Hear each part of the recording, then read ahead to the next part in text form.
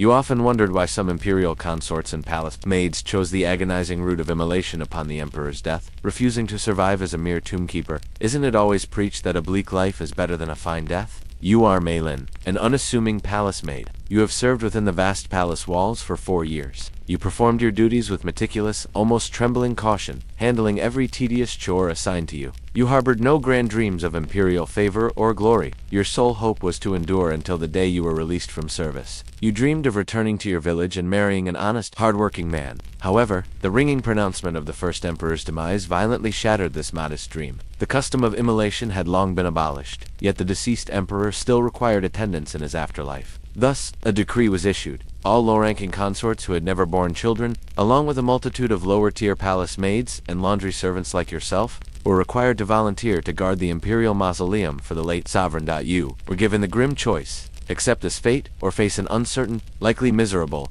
life outside the court's protection. Soon, you donned the somber, coarse gray attire that denoted your new status as a crypt guardian. Your heart pounded with dread, yet you tried to soothe yourself. The tomb must be a quiet, perhaps even peaceful place, you whispered internally. Serving the living emperor was fraught with peril. A slight mistake could cost you your head. Now, serving the dead, surely any oversight could not summon him from the coffin to seek retribution, could it? But the days of crypto-keeping proved to be far more grueling than your previous service. Your tasks here are even more regimented and mechanical than in the main palace. Every dawn, you must rise before the sun. You sweep and clean the deserted terraces and shrine halls, polish the ritual artifacts until they gleam flawlessly, and prepare 3 full ceremonial meals daily. Every detail must be performed as if the emperor were still alive, still observing, still enjoying his normal routine. This endless, sterile performance is only the beginning of your new, silent torment.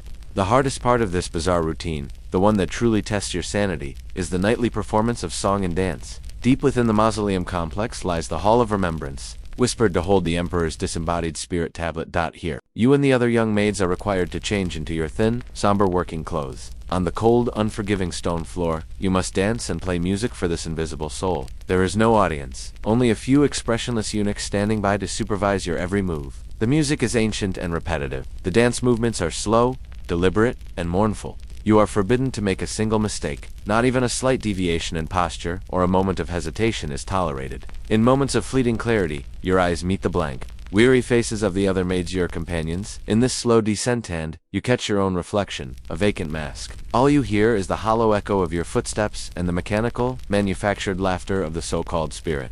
You constantly find yourself wondering, are you still truly alive? Or have you already become a permanent fixture of this imperial crypt? A mere buried effigy designated to perform. You once considered slacking off, relaxing the rigid discipline, but you quickly learned that it's not an option. This place is guarded by dedicated imperial troops and monitored by officials sent directly from the Ministry of Internal Affairs. They conduct unannounced inspections at any moment, checking everything from the exact procedures of the rituals to the very cleanliness of the shrine hall. Just recently, a fellow maid, while arranging the ceremonial offerings, accidentally placed the chopsticks 1 inch out of alignment. The supervising old eunuch found the deviation. He punished her immediately, whipping her until her back was a mass of bloody wounds, the scarlet staining her gray uniform. Her agonizing screams and desperate pleas echoed across the vast, empty funerary grounds, and no one dared to step forward to beg for mercy. But even more crushing than the official oversight is the oppression that comes from within your own ranks. The suffering imposed by the official supervisors is only surpassed by the chilling oppression that begins to emerge from within your own group. When everyone first arrived at the mausoleum, they seemed relatively normal, unified by a shared terror. But as the days drag on, the boundary between the living and the dead begins to blur. You watch as some people quietly start to change. They turn on the weak, hoarding meager portions of food and stealing necessities. They assign the dirtiest, heaviest tasks to those they deem weakest. In their dull, bloodshot eyes, you see no hint of light or compassion, left only a fierce desire to control those beneath them. Once you pass through the gates of the imperial crypt, it becomes almost impossible to ever leave. Day follows day, year follows year, with no hope and no future visible on the horizon. Even your memories begin to fade. Your parents back in the village, the wildflowers on the riverbank, the comforting warmth of direct sunlight. These cherished memories grow dimmer and hazier with each passing season. They are replaced by the unchanging scene before you, the oppressive gray walls that never move, the perpetually cold stone slabs under your feet, the flickering lamps that cast long, dancing shadows. And then, there are the eyes of your fellow survivors, which grow emptier and more tormented every day. You begin to witness silent madness. Some maids stand facing the gray wall in the dead of night, muttering nonsensical words to themselves. Others spend entire days huddled in a corner, neither weeping nor laughing, silent and withdrawn. Slowly, painfully, you begin to understand why certain consorts and maids would rather suffer immediate immolation when the emperor died, choosing to end it all at once, rather than clinging to life as a crypt guardian. Slowly, painfully, you begin to understand why certain consorts and maids would rather suffer immediate immolation when the emperor died, choosing to end it all at once, rather than clinging to life as a crypt guardian. You realize that death is a pain of the moment, a swift, single agony, but crypt-keeping Tha Lang is an endless night of pain, diluted across every single breath you take. It is the conscious, agonizing act of feeling your life force being surrendered, little by little, until you are completely and utterly withered away. You are forced to be lucid, aware of every beat of suffering, every inch of hope that disappears. One bitter, freezing winter night. The lamp inside the Hall of Remembrance flickers and dances weakly. You are wearing your thin, shabby working clothes. As you stand there, staring into the dark corner of the empty hall, a sudden, inexplicable sound escapes your lips. A chuckle. At first, it is just a quiet, stifled giggle. Then, it grows steadily louder, transforming into a roar. Finally, it explodes into a burst of wild, hysterical, and mournful laughter. The sound echoes violently throughout the cavernous, gloomy hall, completely overpowering the soft, mournful music. It drowns out the occasional cough of a supervisor,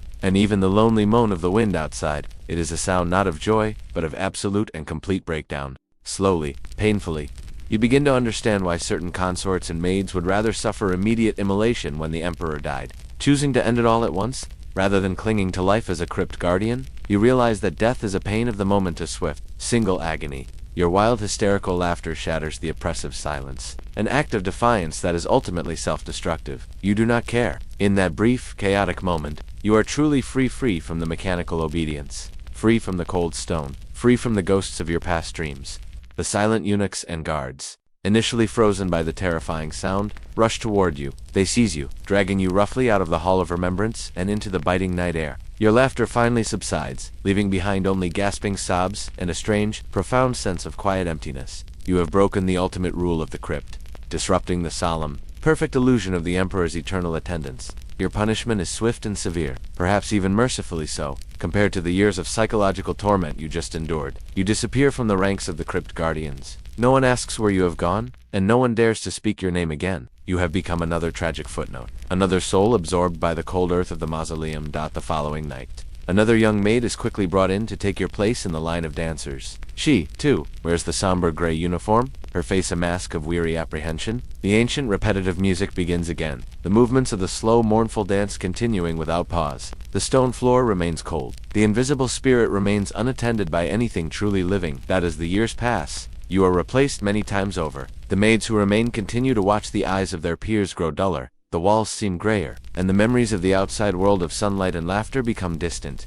fictional tales. They understand that those who were buried quickly were, perhaps, the lucky ones. The Crypt Guardians were neither living nor dead. They were merely a group of pathetic figures, performing an endless play for an empty audience until they quietly fractured, dissolved, and became just another silent element of the imperial labyrinth, a living sacrifice to a dead empire. And you, Mei Lin, have finally found the stillness that the tomb promised, but never delivered, to the living.